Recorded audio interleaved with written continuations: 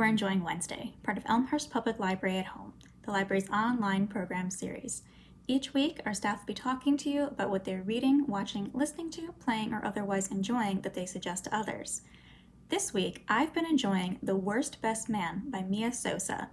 Carolina is a very talented wedding planner, and she's up for a huge opportunity with a hotel, but she has some competition. The hotel pitches the idea that two wedding planners each prepare a proposal while working with the marketing specialist that the hotel has brought in, and the best proposal wins. The catch: the marketers brought in are a team of Carolina's ex-fiance who left her at the altar, and his brother Max, whom she blames for the whole wedding debacle. Max is looking for an opportunity to get out from under the shadow of his brother and thinks this will be the perfect time to prove himself, even if his partner is someone who hates him. This is a rom-com with lots of humor, crazy situations, and really sweet moments, and is a must-read for fans of Jasmine Guillory. Chester Nez and the Unbreakable Code by author Joseph Bruchac, illustrated by Liz Amini Holmes. When Batoli was 8 years old, the time came for him to go to boarding school. He had to leave his family, his home, and the goats and sheep he loved and took care of. He climbed into the back of the missionary's truck. "You need an English name," the missionary said. Batoli's name was Navajo, like he was. "You will be Chester," the man said at Fort Defiance School. The matron shaved off Chester's long hair and gave him a blue uniform to wear.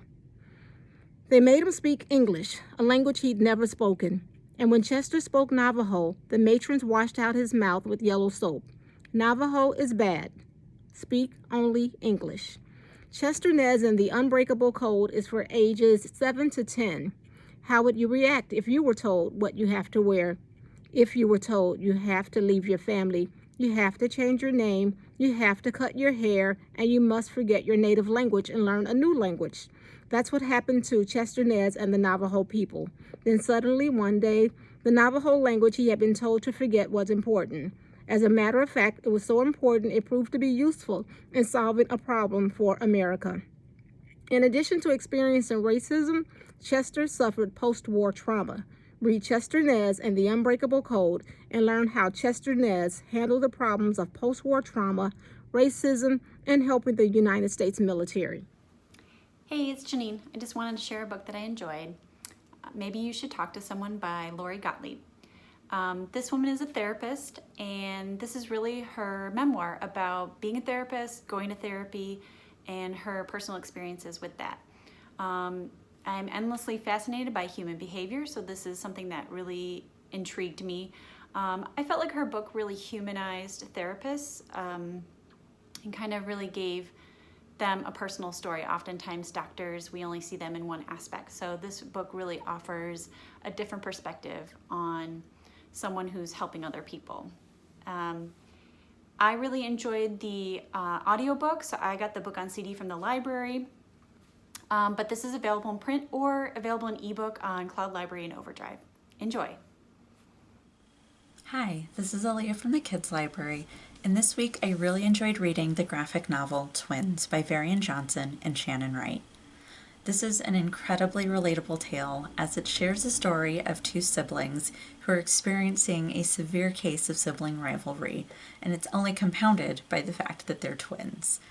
It's a story of self-discovery. It's a story of them navigating the trials of being in middle school for the first time, which can be a worrisome experience for many, but it can also be a time of excitement. And both Varian and Shannon really show those emotions in a way that is enjoyable, that's touching, that's funny, but also incredibly thoughtful. The artwork in this is polished, the colors are really bold and fun, and the details are a delight to examine. If you have a middle schooler in your life or a soon-to-be middle schooler, I highly recommend that they give this book a chance. Hello, I have recently been enjoying Severance by Ling Ma. The year is 2011, and a mysterious virus called Shen fever has spread across the globe from an industrial zone in China. Protagonist Candice Chen is working for a book publisher in New York City when gradually people around her begin falling ill or fleeing the city as commerce comes to a screeching halt. Sound familiar? This title was published in 2018, 2 years before a similar scenario played out in real life. And while there are similarities, the two stories are quite different. Shen fever, for example, causes its victims to become caught in a zombie-like loop of repetitive actions until they waste away, no longer able to care for themselves. Eventually, Candace meets up with a group of survivors on a journey to find a place where they could start over. But this is so much more than a post-apocalyptic zombie story. It's a satire. It's about consumerism, office culture, and how you can't escape bureaucracy, even at the end of the world.